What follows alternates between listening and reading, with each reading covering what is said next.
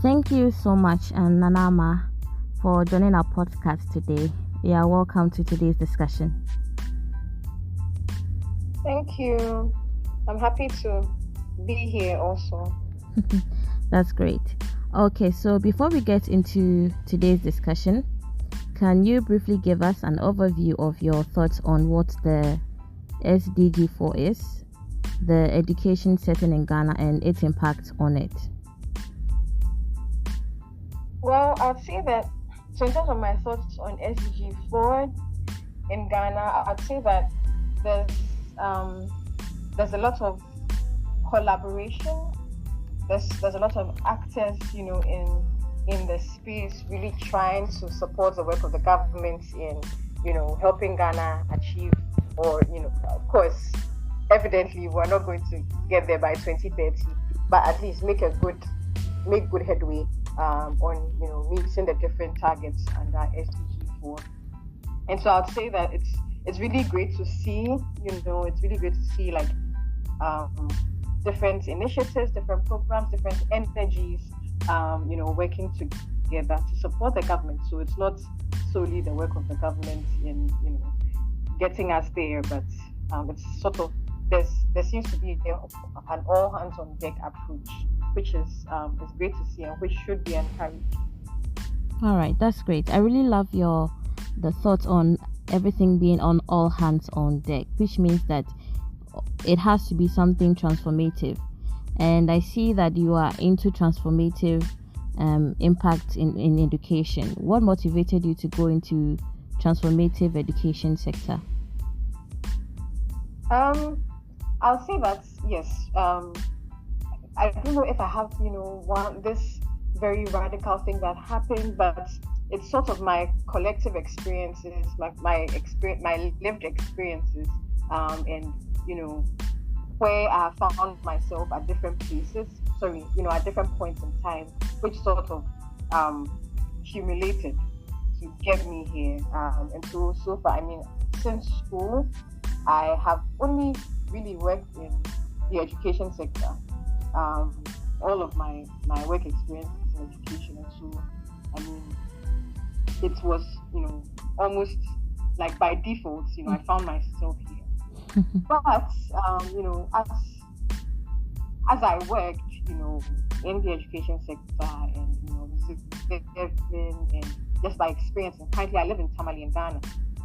And when I moved here, one of the things I noticed, because I was working in schools, was and these were private schools. One of the things I noticed was the administrative structures. So school management, school administration. One of the things I noticed for a certain group of schools, right? They didn't seem to have certain systems in place which will catapult them to be able to build on those and then sort of keep a vibrant school culture, engage their parents actively, engage staff actively, all of those different things. There were things that were missing, and so basically if you don't have the foundations put together right, the structure itself is shaky, and that's one of the things I saw, and which led me to the work I do now with schools. All right, thank you so much for that insightful take on why you entered transformative education. Now going directly into the topic of low-cost schools and how they play a pivotal role in advancing Ghana's achievement of the SDG4. What would you say are low-cost private schools? Usually the very simple, I won't say it's a definition, but sort of the simple explanation I give to people that really don't know low-cost private schools are, so when you go around, when you move around, whether in Accra or Kumasi or Tamale, particularly in low-income countries or middle-income, I'll say low-income countries and lower middle-income countries, you would see private schools that are they have sort of dilapidated structures. They seem to run almost like if the government schools in those countries have certain features, physical features and characteristics. these are the private schools that have those government school features. And so, I mean, that's a very simple layman explanation. But in more depth, low-cost private schools really are, they are schools that cater to families, or demographics who are, I'd say, low income, like, like the name suggests, low income demographics, low income families, supporting them to provide education to their children. A lot of the time, and I would say that we see, that the government cannot do everything. There are schools, but government schools, I mean, they are public schools, but very often public schools, there's, extremely large class sizes. I mean, I don't want to badmouth the government in this podcast, but, public schools have certain features, right? Yeah. And so sometimes, parents, even though they are low income, they don't earn so much in salaries or income or whatever, would want a certain quality of education for their children. And so they would decide that, okay, instead of a government school, we would send our kids to a private school. But of course, these are private schools that are catering to them. So they charge, school fees is not much. So that's one of the reasons why parents would take their kids to low cost private schools. Also, sometimes, it's not in every area, depending on where you are, which regions you are in Ghana, and I'm talking the context of Ghana. It's not in every area that you find public schools, but sometimes private schools come up. They are either people who are teachers, or even sometimes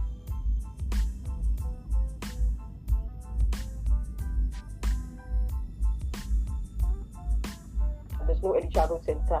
They decide, let me gather my kids, let me gather there's some few children in my community. She, entertains them. There's some kind of school setting, right? And then gradually grows and develops into a school. So sometimes these are also other reasons why local private schools will emerge in certain communities. But ultimately, these are schools that cater to low-income families. They don't pay school fees. They pay. I mean, some of the schools that we work with pay as little as 200 cedis per term. For 3 or 4 months, it's 200 they'll be paying school fees. So ranging from like 200 to maximum, depending on the geography, sometimes 500 cedis or 600 cedis. So these are low-cost private schools. I hope you are able to understand, and people that are listening are able to understand in very simple context what low-cost private schools are. Yeah, definitely. I'm positive that our listeners have been able to get a glimpse of what low-cost schools are and what they entail. There would have been a follow-up question on how they differ from public schools or other private schools, but I think in your explanation you already gave an in-depth information about the class size, fees, and all that. Now, what do you think some challenges are, and what unique challenges do you think low-cost private schools also face? Well, I mean, there's challenges that cut across the board, right? For public schools, private schools, whether they're high income or low income.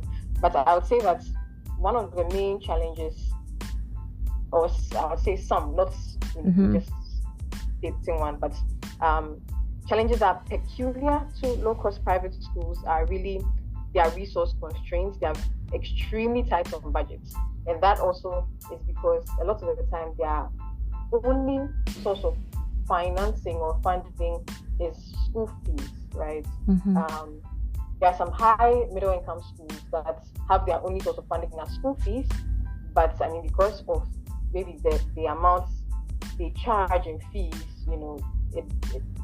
everyone is tight on budget. I mean, economics teachers says that there's limited resources for demand, right? Yeah. So everyone is tight on budget, and the organizations, institutions are always tight on budget.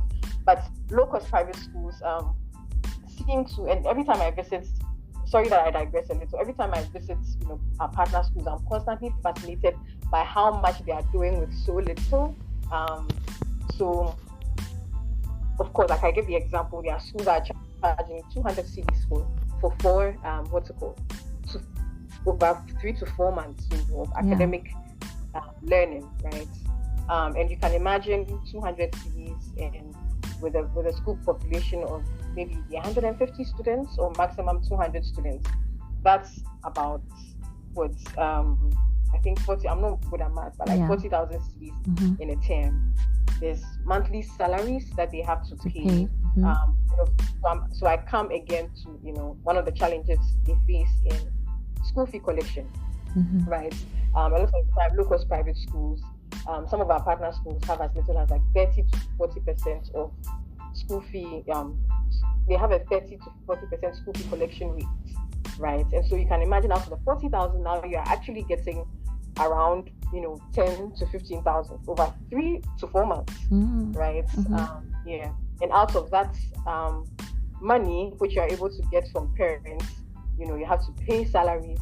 And so in low-cost private schools, you find that they tend to use most of the time you see that the heads are either retired head teachers or retired teachers from public schools or affiliates. But in terms of teaching capacity, they tend to recruit senior high school graduates as teachers in the school, because obviously then you can pay them lower, right? Or at the very most, then you have like diploma, maybe 1 or 2 teachers who have a degree or a diploma who serve as like teacher mentors to the other teachers, majority of which are WASI graduates. So again, with that, when you have that kind of teacher population, then there's high turnover rates, because these WASI graduates, sometimes maybe they are looking to build a career in education or in teaching, but a lot of the time it's the period between when you finish writing the WASI and when you are going to the university. They are either filing away time, trying to see what they can do to earn money, so they'll go into teaching, or they could not, they couldn't, because of financial constraints, they couldn't directly continue, so then they will teach in a school and get some money. But that also means that they are not there permanently, like they're not, it's not like they are there, it's sort of a makeshift thing to do while you're, either raising money or figuring out your next move. So then there's high, turnover rates in these schools. They are constantly having to recruit teachers leave. Also because salaries are really low, some of our partner schools have arrears of like 2 months, because salaries don't come on time. So I mean the ripple effect of the resource constraints, is it's in so many different areas. Teaching and learning, not just of human resource, but teaching and learning materials, right? They are very hard pressed for teaching and learning materials, as of course, from the constraints and the resources and all of that. So I mean, this cumulates to, of course, what I said about doing so much with very little. At the same time, it will fascinate you to find out that in low-cost private schools, there's actually research that supports that there's higher learning outcomes, in low-cost private schools than in some public schools, not all, in some public schools. So I think that they are doing well. They are doing a lot. They are really bridging the gap in education, especially in access to education, because in a lot of areas, public schools really cannot absorb all of the learners that we have, and so low-cost private schools are, sort of absorbing that number. And of course, in the quality as well. There's also a lot of challenge, because they are recruiting WASI graduates. Continuous professional development is not something that is really top of mind for them. They would love to have it, but there's also challenges in doing that. But I would really, really commend school leaders, in these local private schools, because they are really, really complementing the efforts of the government in driving access to quality education. Okay. All right. This is quite insightful.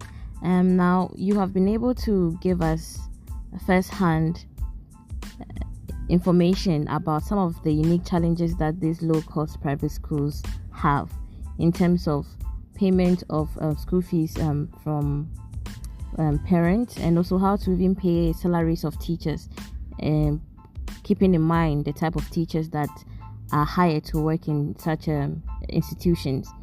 So how do low-cost private schools, in the midst of having all these challenges, ensure quality education for their students then?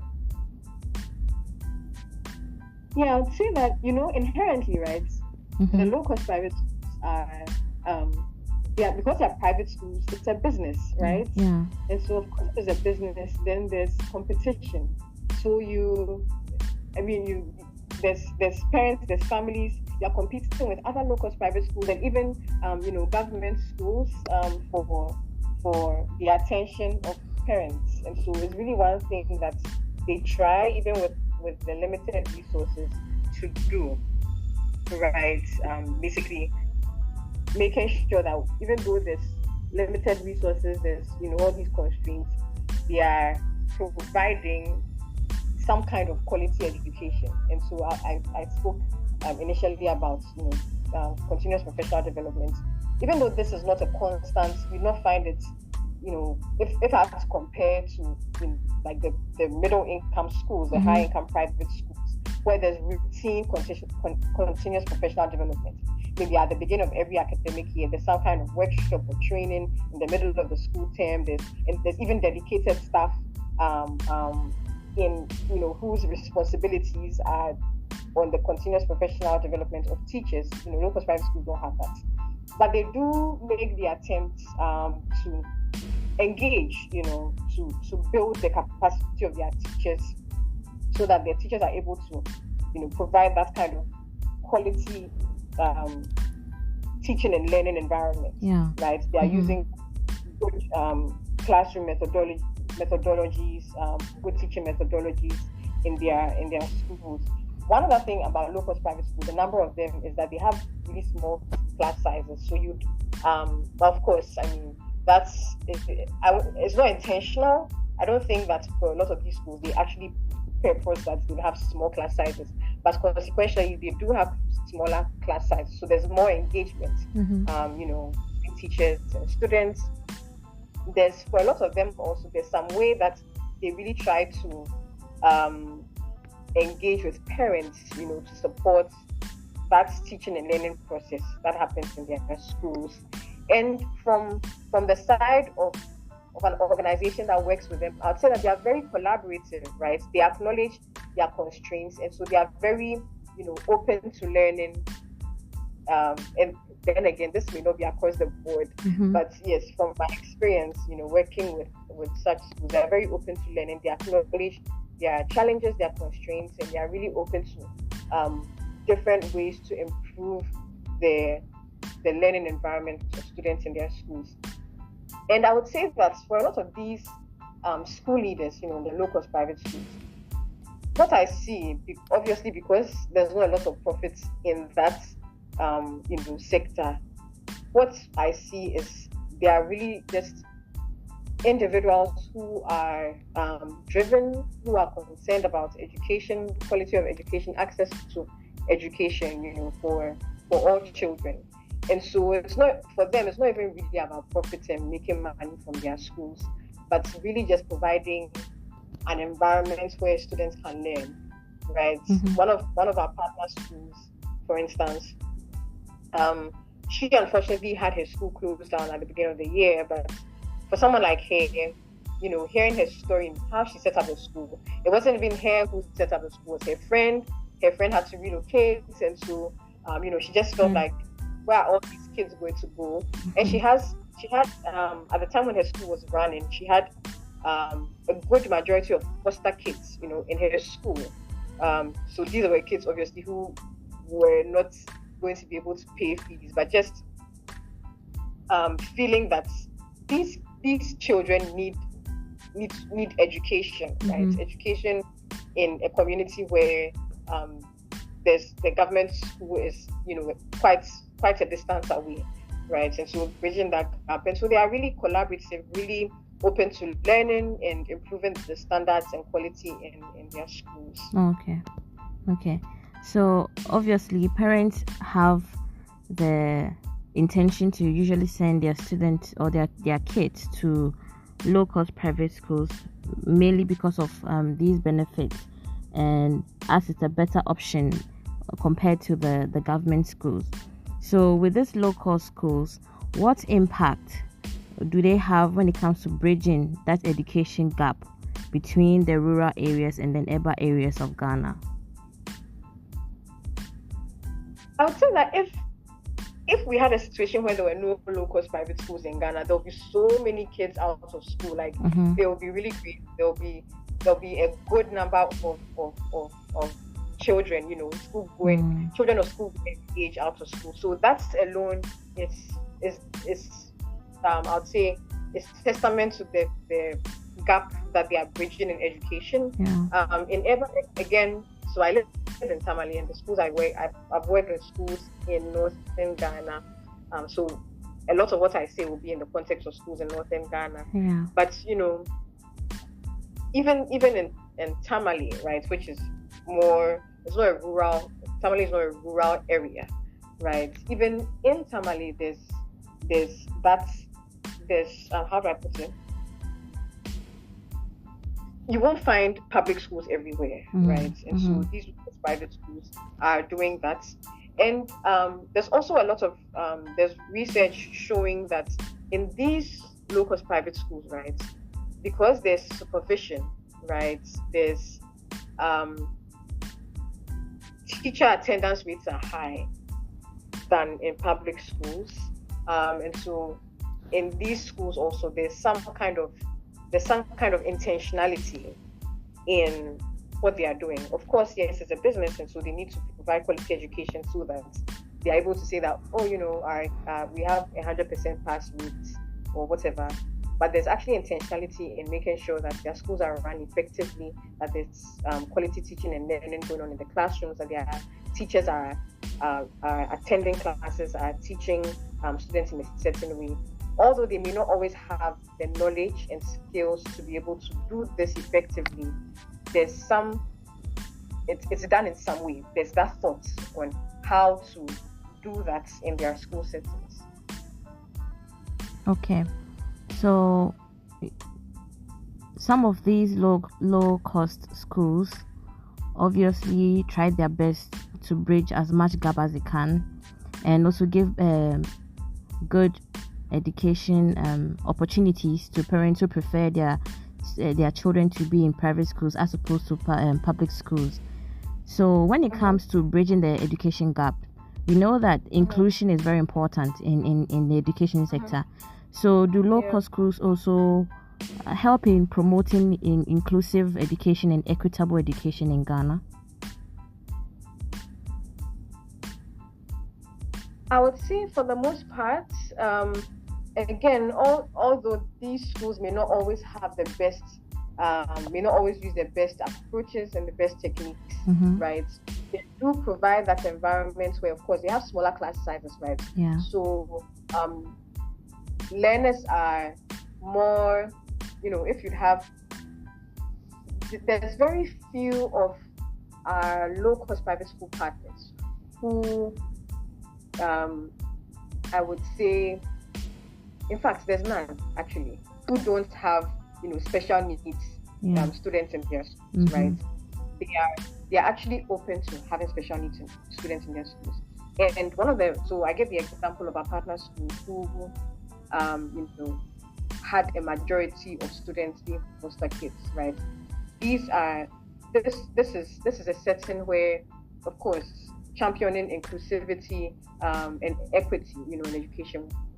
A lot of low-cost private schools, especially schools led and managed by women, also actually take steps, intentional steps towards ensuring some kind of gender parity, in their schools, and making sure that female students have like a safe learning environment, it's an open environment where they don't feel any kind of inhibition. They can basically freely express themselves.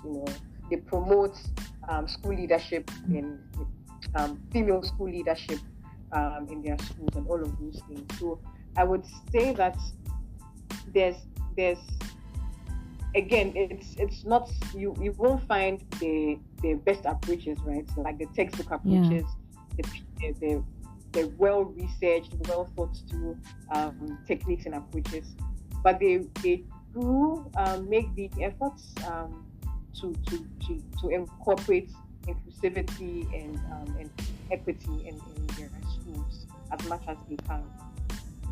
Okay, so all these efforts that are put in place obviously means that low-cost schools will eventually grow or become one of the best education and options for parents to choose from.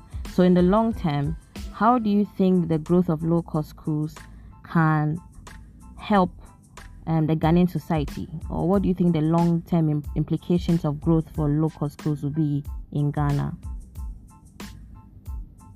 I think that low-cost private schools are, I won't say they are here to stay. They are a part of the education system. Unfortunately, in Ghana and in many other countries, there's not a lot of policy directed towards low-cost private schools, and you see that even in the way that they are engaged, by the government agencies. Mm-hmm. It's not as intentional as the public schools, right? Well, I would say not as the low-cost private schools, but private schools generally. Yeah. There's a lot of policy around. Maybe there's the regulation, right? All of these different laws, which that's like another conversation altogether. But these schools, they sort of see them as punitive, as opposed to a collaborative effort, but with the government, in making sure that, or ensuring that their schools are actually safe learning environments, they are good learning environments, quality teaching and learning is happening, as opposed to, just, are you doing the right thing? Okay, if you're not doing the right thing, then you have to pay this amount, so you are punished, or your school is closed down if you are not registered. These schools have challenges, right? The leaders in these schools are not always like the best or the most highly educated. Are really trying their best. So it's more like a collaborative effort. But I'd say that in terms of, just to answer your question, in terms of their contribution, there's definitely there's no doubt about it. It's the evidence. There's so much evidence actually showing that low-cost private schools are a critical component of access to education, right? They're playing a major role. In Ghana, for instance, there are over, at least from some research or some reports by the Ghana Education Service and the Ministry of Education, there are almost about 3 million students in private schools, and I think about a third of them are schools in low-income areas. And this report was somewhere in 2016. So it's nearly 10 years after. So you can imagine, the growth.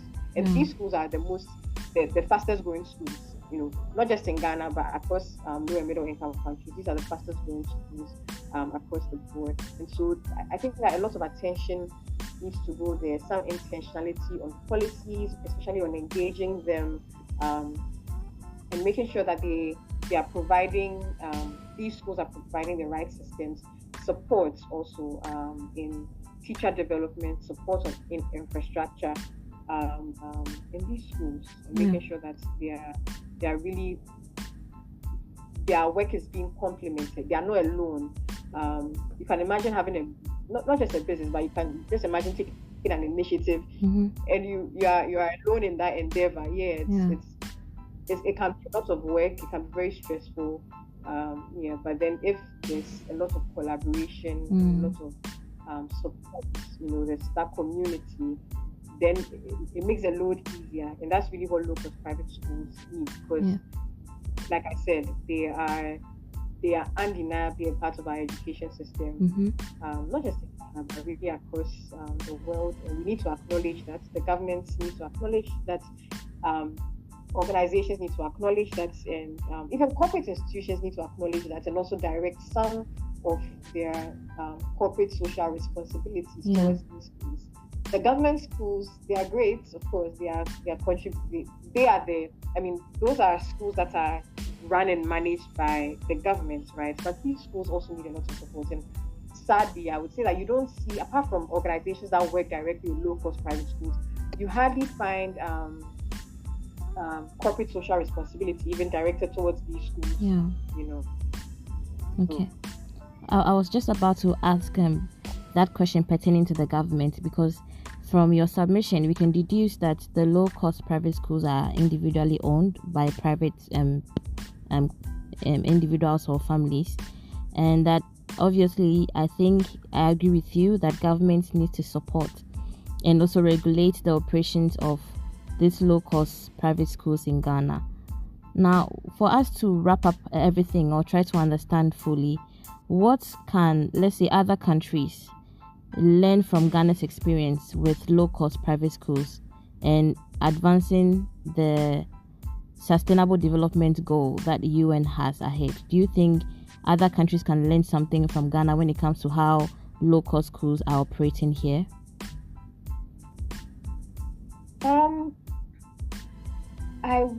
I will say that there's it's not just what other countries can learn from Ghana, but really just drawing on the collective strengths, understanding the gains made in different contexts on local private schools. Definitely in Ghana, because there's policy is still ongoing. Like there's still, in terms of how the government is engaging, these local private schools. I won't say that it's far advanced. So there's, that part of it sort of being a challenge. But I'll say that local private schools in Ghana, definitely they are addressing gaps in access to education, affordability, but also, across the board, local private schools cater to low-income communities. I'd say that one thing that I see, and it's not great evidence, but there's some kind of contextual information that I have. But sometimes, in other countries, they are not, but that's also because of their experiences, right? The experiences of local private schools. Sometimes they may not be as collaborative, right? In the context of a lot of schools I work with, they're very collaborative, very engaging. Like I said, looking to learn, because they do acknowledge their shortfalls in their challenges, right? And so I would say that in that learning, that openness to learn is really is commendable. I would say that it's something that is not in other contexts. Of course, there are local private schools in other countries that are doing that, but it's really something that is helpful, especially considering that this is like an emerging market of schools in education, and so that collaboration, that engagement is very helpful, and it's very important in driving access towards schools. Okay, thank you so much for your submissions. When it comes to local schools, I'm sure most of our listeners are not really abreast with them in details and in terms of how they operate. But from this conversation, we can understand the great impact that they bring into the education sector of Ghana.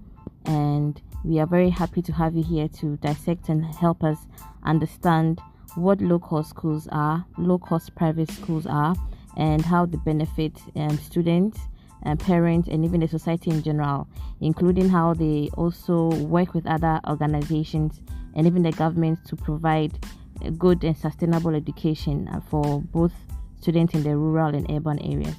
Thank you so much for joining our podcast today, and we are so happy to have this conversation and glad to have you here. Thank you so much, Anna. It was a pleasure, and I definitely enjoyed sharing about these schools. And I would also use your platform as a way to, or as an opportunity to just encourage, like I said, encourage all actors. It's really an all hands on deck approach, and that's how we can collectively drive Ghana's efforts towards achieving SDG. All right. Thank you so much. Thank you too. Have a wonderful rest of the day. All right. You too.